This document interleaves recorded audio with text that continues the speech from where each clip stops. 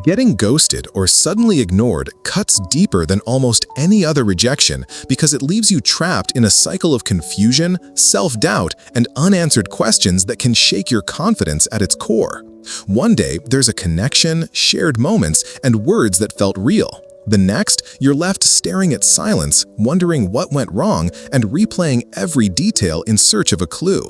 The pain isn't just about losing someone's presence, it's about losing the story you were telling yourself about what was possible. Ghosting can feel like being erased, like your time, effort, and vulnerability didn't matter at all.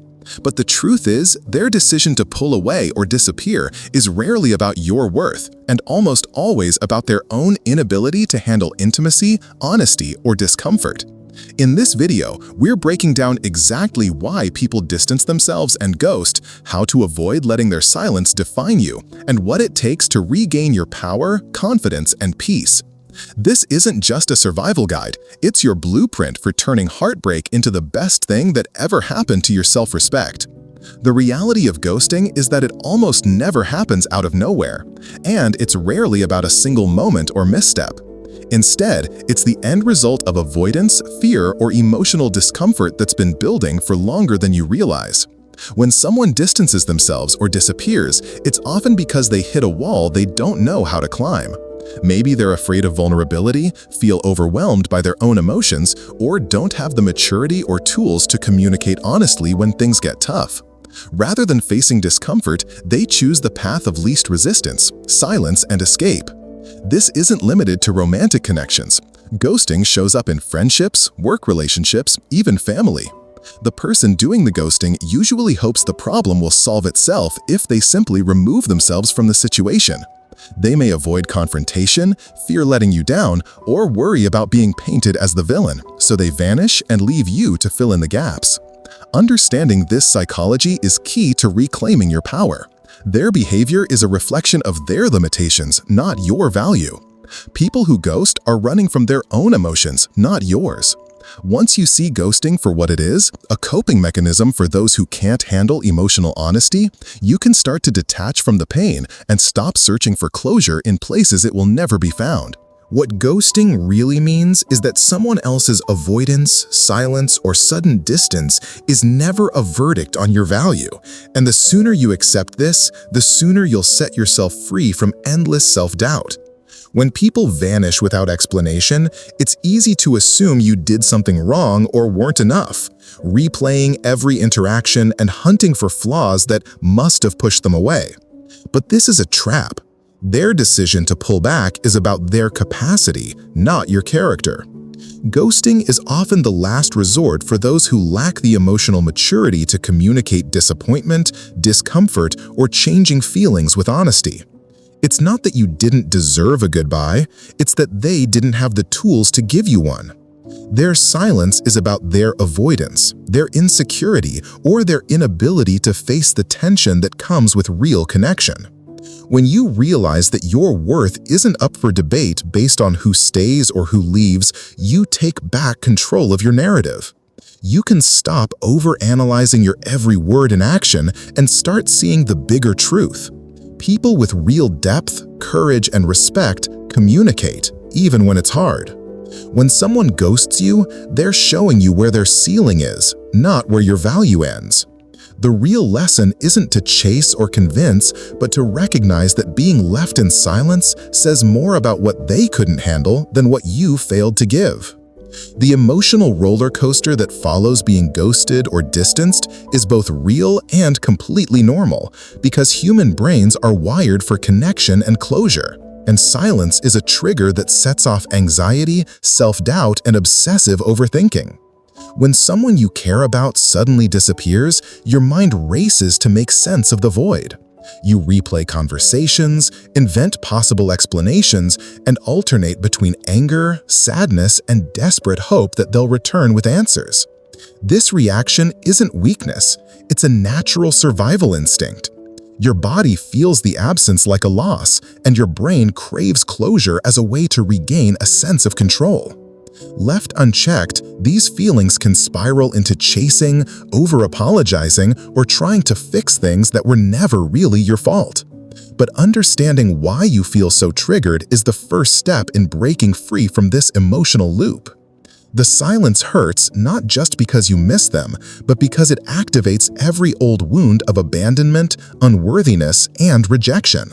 Knowing this allows you to separate the pain of their behavior from your identity.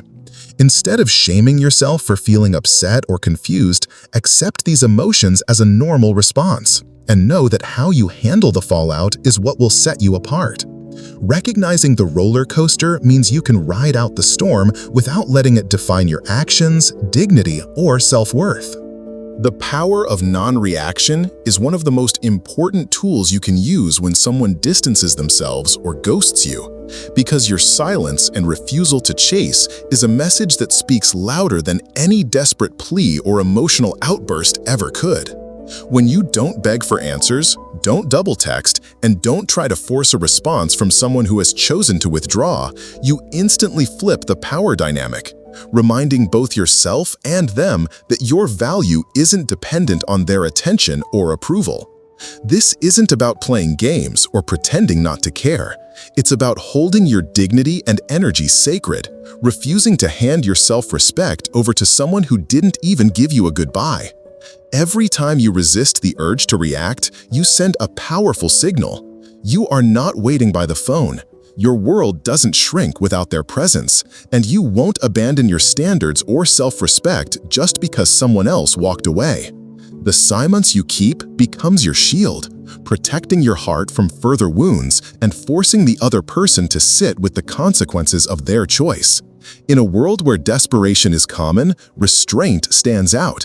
Non-reaction becomes your armor, proving that you're capable of holding your ground, healing, and moving forward with or without an explanation. That's when you reclaim your power, not by demanding answers, but by making your own peace and refusing to beg for closure that was never yours to give. Turning the focus inward after being ghosted or distanced is where real transformation happens, because it's the moment you stop giving your energy to someone else's absence and start reinvesting it in yourself.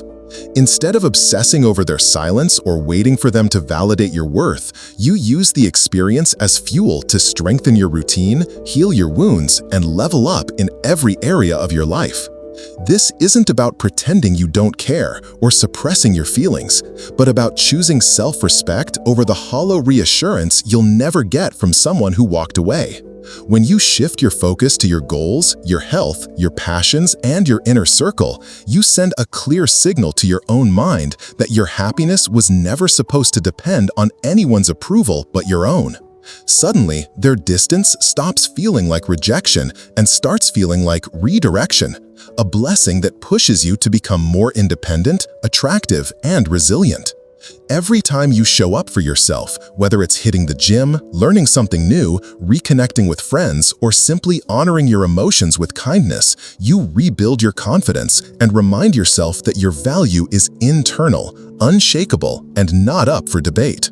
The more you invest in your own growth, the less interested you become in chasing closure or chasing someone who never deserved your energy in the first place.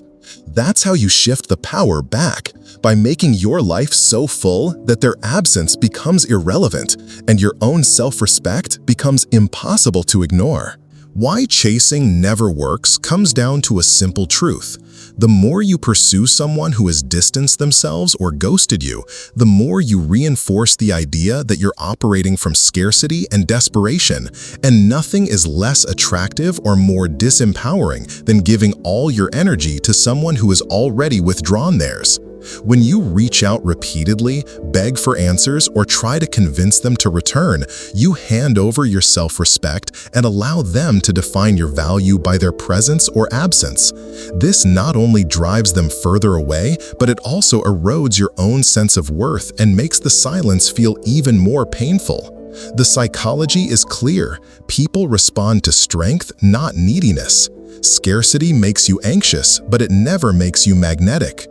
When you chase after someone who has already shown they're willing to leave, you only convince them they made the right choice by walking away. True attraction and respect are born from self-possession, boundaries, and the willingness to walk away without drama. Chasing is the opposite of power. It's the fast track to feeling small, overlooked, and stuck. The only way to reverse this is to do the one thing most people fear the most: let go completely, stop chasing, and allow the distance to do its job. When you choose yourself over the urge to pursue, you shift the entire dynamic and make room for what's truly meant for you: people, opportunities, and experiences that value your presence without needing to be begged. When to respond if they come back after ghosting is a test of your standards, self-respect, and emotional discipline, because how you handle their return says more about your growth than anything they could say in an apology.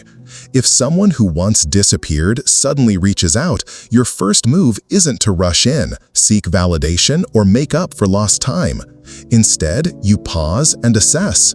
Are they genuinely apologetic, or just bored, lonely, or looking for temporary comfort? Do their words come with changed behavior and accountability, or are they simply testing to see if you'll still be available on demand? The most powerful response is measured and calm. Ask yourself if letting them back in serves your peace, your boundaries, and your growth. If you do choose to reply, keep it short and confident. You're not angry or needy, but you're also not desperate for their attention. You make it clear that your time and energy are valuable, and if they want access again, it comes with a higher standard. Set boundaries. If they avoid accountability, offer only excuses, or try to pick up where they left off without addressing the silence, don't be afraid to close the door for good. Forgiveness can be strong, but so can saying, "Thanks for reaching out, but I've moved on." The key is to respond from self-worth, not from the wound of their disappearance. How you handle their return will either reinforce your old patterns or solidify your new higher standards, and that choice is always yours. Moving on for good after being ghosted is the highest form of self-respect you can show yourself, because it means you finally accept that their silence is the only closure you need and refuse to let someone else's avoidance define your worth or dictate your peace. Letting go isn't about pretending it didn't hurt or acting like you never cared. It's about facing the reality that you deserve effort, honesty, and respect, and that anyone who disappears when things get real was never capable of giving you what you truly need. Moving on means you stop waiting for an explanation, stop fantasizing about their return, and stop putting your life on pause hoping for validation from someone who couldn't even offer a proper goodbye. Instead, you invest your energy in healing, learning, and leveling up in every area that matters. You raise your standards, honor your boundaries, and surround yourself with people who show up consistently, honestly, and with real presence. You become grateful for the silence because it taught you how to choose yourself and refuse to beg for love, attention, or closure ever again. Detachment is the real victory. You walk away with your dignity, your head high, and a heart that's open to something better. In the end, their ghosting wasn't your loss. It was their chance to see what life is like without someone as self-aware and strong as you. Moving on for good is how you win, every time. If you've ever been ghosted, ignored, or left hanging with nothing but silence, remember this: their decision to walk away says everything about their capacity and nothing about your value. You don't need to chase, beg, or shrink yourself to win back someone who couldn't handle you at your realest. Use the distance as fuel. Focus on your own growth, honor your standards, and make your peace so undeniable that their absence feels irrelevant.